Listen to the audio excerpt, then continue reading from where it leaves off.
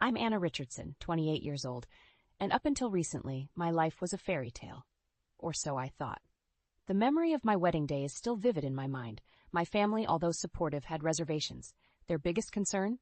Gregory Hartman, my husband, had been divorced once before, and his first marriage had barely lasted a year. Irreconcilable differences, they said. But I was in love, and love, I believed, could conquer all. My father's eyes were moist when he gave me away. "Be happy, Anna," he whispered, his voice laced with unspoken worries. "Gregory, she's in your hands now." Gregory had smiled, his confidence unwavering. "I won't let you down, sir," he had promised. But promises are like glass, easily shattered. This morning, like every morning since our wedding, I woke up to find Gregory's side of the bed cold and empty. I used to wake up earlier to prepare breakfast and see him off to work with a kiss. Now the kisses had stopped, and so had the warm goodbyes. "Gregory, breakfast is ready," I called out, forcing cheerfulness into my voice. "Yeah," was all he grunted in response, not even glancing my way as he grabbed his coat and headed for the door. The difference was stark. Before marriage, Gregory was attentive, loving. Now he was like a stranger, a cold, distant figure occupying the same space, but sharing none of the warmth we once had. I tried to brush off the nagging feeling of unease. Maybe it's just the stress of his job, I told myself. But deep down, I knew something was fundamentally wrong. The turning point came today, in the most unexpected way. Gregory had left his phone on the kitchen table. Usually, I respected his privacy, but something compelled me to glance at the screen when it lit up with a new message. "Thanks for last night. Can't wait to see you again." The sender's name was Claire. A wave of nausea hit me as I stared at the message, the room spinning around me. My heart pounded in my chest, a mix of anger, betrayal, and disbelief coursing through me. This was it. The moment everything came crashing down. The man I loved, the man I had married, was not who I thought he was. I felt a bitter laugh escape my lips. All those times I had defended him, believed in him, and he was betraying me. My family's concerns, my friends' subtle warnings, everything made sense now. I knew what I had to do. The thought of divorce had crossed my mind before, but I had pushed it away, hoping things would get better. But not anymore. I couldn't live a lie. As I stood there, lost in my thoughts, Gregory walked back in, having forgotten his phone. Our eyes met, and for a moment I saw a flicker of something in his eyes. Guilt, fear? It didn't matter. "Anna, what's wrong?" he asked, his voice tinged with concern that seemed so fake now. "Nothing," I replied, my voice steady, "just thinking about how things change." He didn't press further, simply grabbing his phone and leaving. But in that moment, I made up my mind. I would confront him, and I would free myself from this sham of a marriage. Little did Gregory know, he had just pushed me to the edge, and I was ready to push back. I sat at my desk, staring blankly at the computer screen. Work used to be a place of solace, a distraction from the growing troubles at home. But today it felt like a cage. My thoughts kept drifting back to Gregory, to that message from Claire, and to the love that once felt so real. It was here, in this very office, where I had first met Gregory Hartman. He was charming, confident, and his laughter was infectious. I remember how he would always find an excuse to pass by my desk, how our coffee breaks became frequent and longer. Back then, I was just Anna, an employee in my father's company, not the CEO's daughter.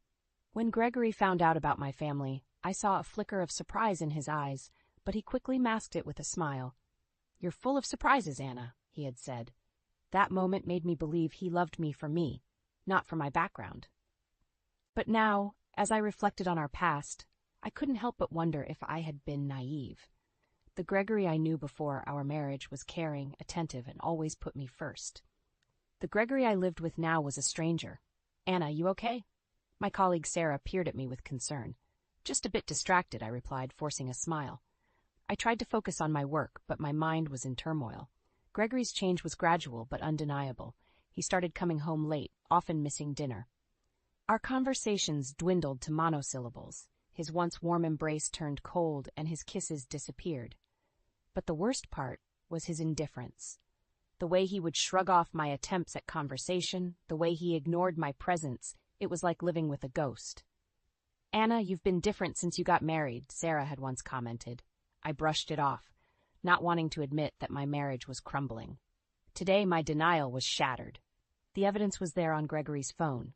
The late nights, the lack of interest, it all made sense. He was having an affair.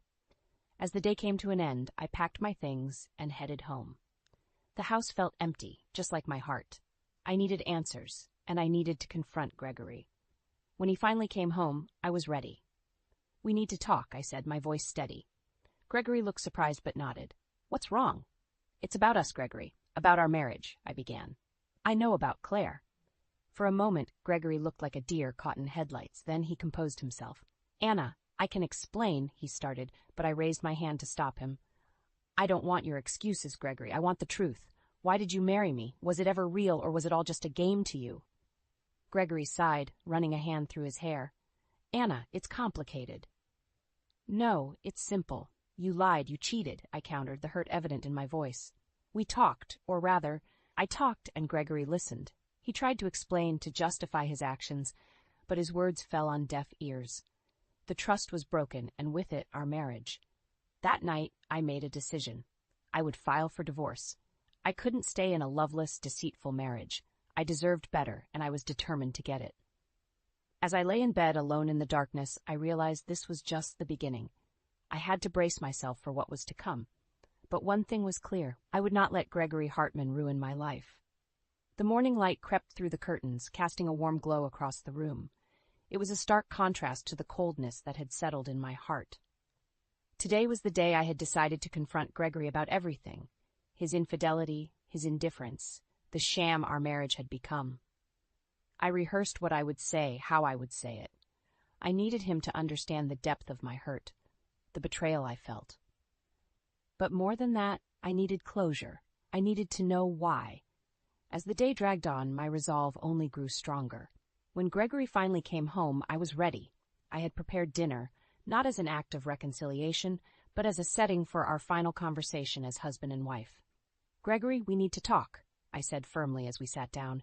He looked up, a flicker of annoyance crossing his face. "What now, Anna?" "It's about us. About our marriage," I started, trying to keep my voice steady. "I know about your affair with Claire. I saw the messages." For a moment, Gregory was silent. Then he let out a heavy sigh. "Anna, it's not what you think." "Then what is it, Gregory? Enlighten me, because from where I'm standing, it looks like you've been lying to me since the day we got married." Gregory shifted uncomfortably. "It's complicated. You wouldn't understand." "Try me," I challenged, my voice rising slightly. Gregory looked at me, his expression hardening. "Fine. You want the truth? I was bored, Anna. Our marriage became a routine, and I needed something more. I felt as if I had been slapped." "So you decided to have an affair because you were bored?" "Yes, I guess I did," he admitted, his voice void of remorse. The pain in my chest was almost physical. "And what about our vows? What about everything we promised each other?" Gregory shrugged. "Things change, Anna. People change." I stared at him, my vision blurring with tears. This was not the man I married. This was someone else, someone cold and unrecognizable. "You know what, Gregory? I can't do this anymore. I can't be with someone who has so little regard for me, for our marriage. I want a divorce." Gregory's expression didn't change. "If that's what you want." It was said with such indifference it stung more than any argument could. I had hoped for some sign of the man I once loved, some indication that he cared. But there was nothing. That night I lay awake, staring at the ceiling. The reality of what had transpired sunk in.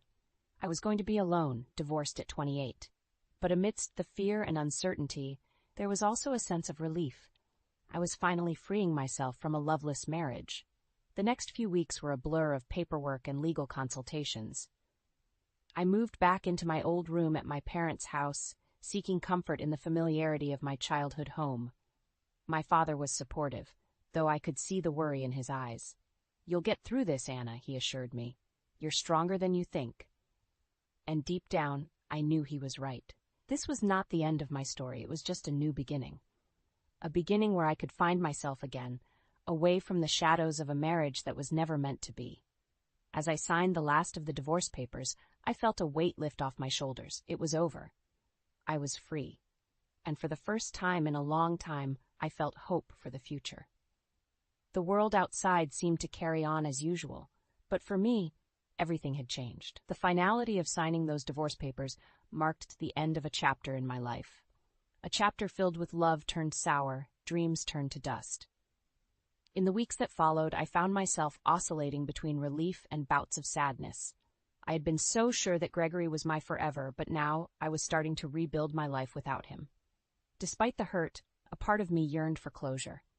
I needed to understand why Gregory did what he did. Why he chose to betray our vows, our love. I needed answers, not for him, but for myself. Driven by this need, I decided to hire a private investigator. It was a drastic step, but the truth was worth it. The PI I hired was a seasoned professional, and within days, he had gathered enough evidence to paint a clear picture of Gregory's infidelity. The report was detailed, complete with timestamps and photographs.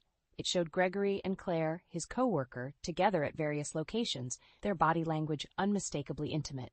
My heart ached as I looked at the images, but it also solidified my decision to leave him. Armed with this evidence, I confronted Gregory again. This time, there was no dinner, no pretense of civility.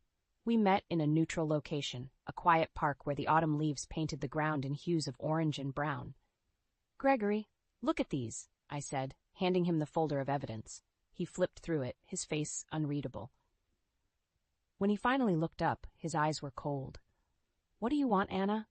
"I want you to admit it," I said, my voice firm. "Admit that you cheated, that our marriage was a lie to you."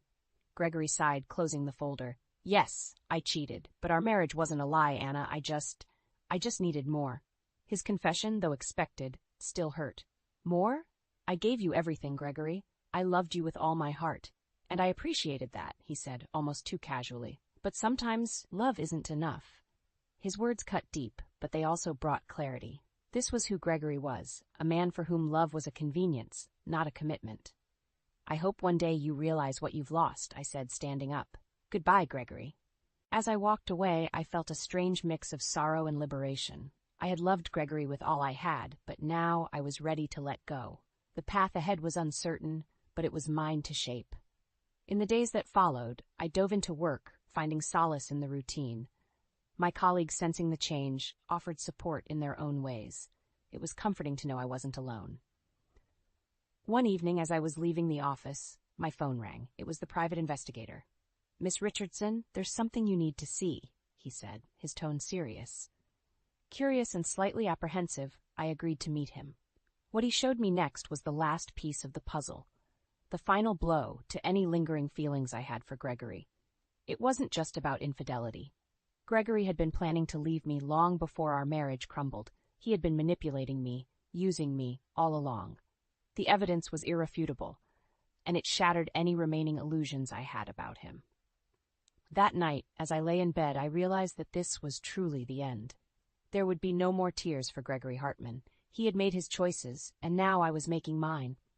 I chose to move forward, to heal, and to find happiness again. Gregory was a part of my past, but he would not define my future. The chill of the early morning air was a stark contrast to the turmoil brewing within me. Today was the day I would confront Gregory and Claire together.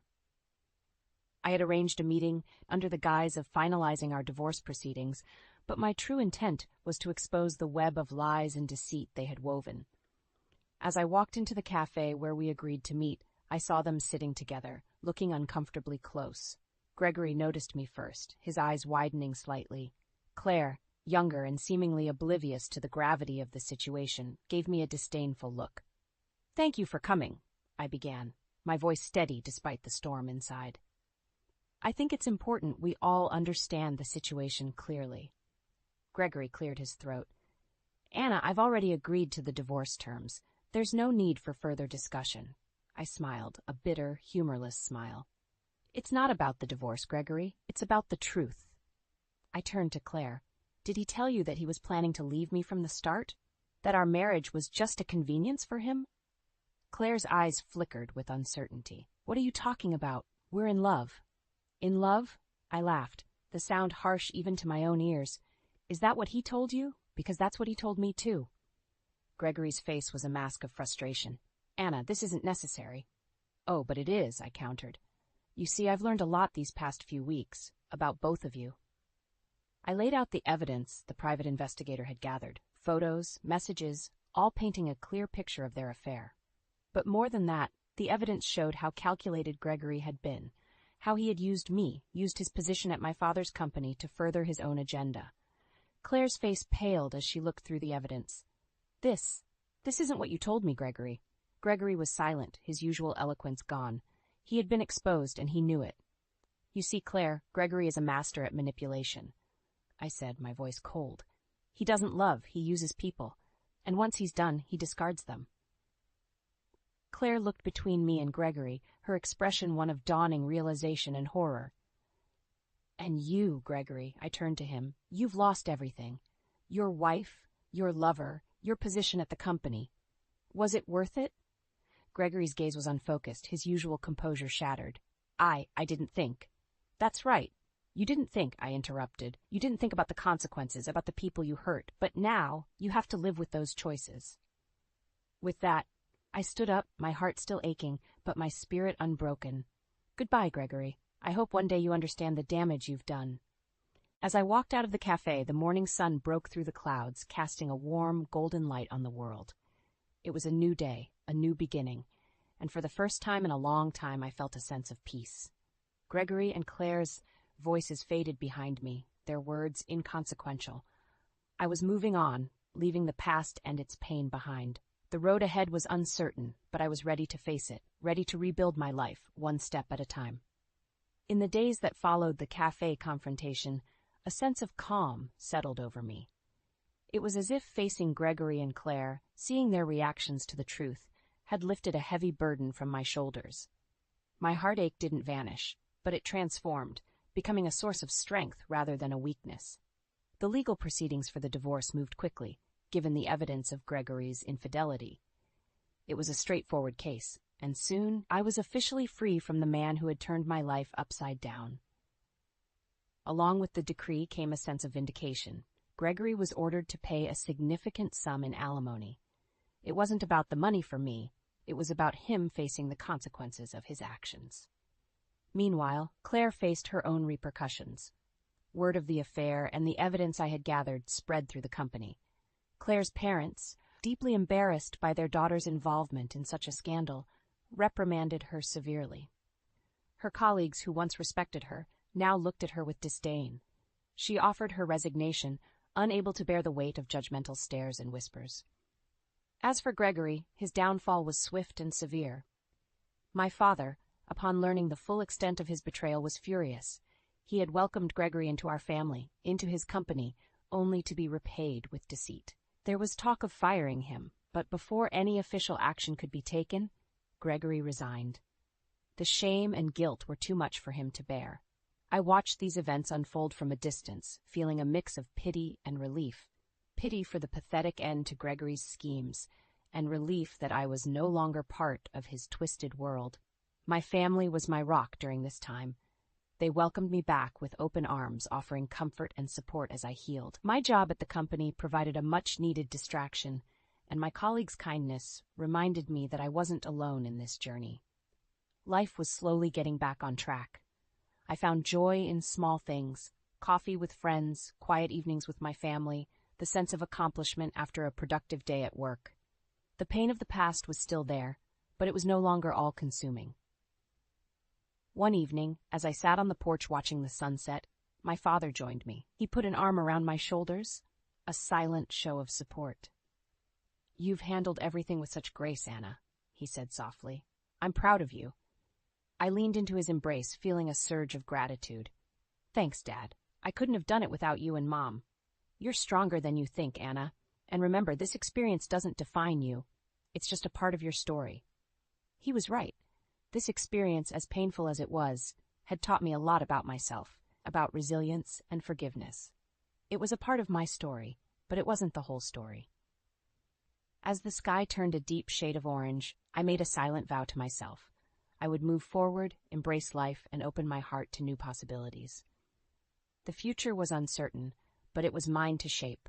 The days turned into weeks, and slowly the scars of my past began to heal. The journey wasn't easy. There were moments of doubt and pangs of loneliness, but with each passing day, I grew stronger, more resilient. My life had taken an unexpected turn, and in the process, I had discovered a strength I never knew I had. The experience with Gregory, as painful as it was, taught me invaluable lessons about trust, love, and self-worth. I learned that love should never be taken for granted, nor should it be a one-sided sacrifice. I understood the importance of mutual respect and the courage it takes to walk away from a situation that no longer serves you. Most importantly, I realized that my happiness and well-being were in my own hands. As I moved forward, I found comfort in my work, joy in the company of friends and family, and peace in my own solitude. The world, once gray and bleak, was now full of color and possibilities. Occasionally, I would hear news about Gregory. He had moved to another city, a shadow of the man he once was. There was a part of me that felt sorry for him, but I knew that our paths were never meant to cross again. Claire, too, had moved on, finding a new job in a different company. I hoped that she, too, would learn from this experience and find a better path in life. One evening, while sipping tea in my favorite cafe, a thought struck me. This was where Gregory and I had our first date, where our story began. It felt like a lifetime ago, a chapter from a different book. Yet here I was, not broken or bitter, but wiser and more whole than I had ever been. As I looked out the window, watching people go about their lives, I realized that life was full of second chances. It was never too late to start anew, to write a new story. And maybe, just maybe, love would find me again. But this time, I would be ready. I would enter it with open eyes, a strong heart, and the wisdom gained from my past. The cafe door chimed, and a burst of laughter filled the room. Life was moving on, and so was I. With a smile, I turned my gaze back to the bustling street, my heart filled with hope for what the future might hold.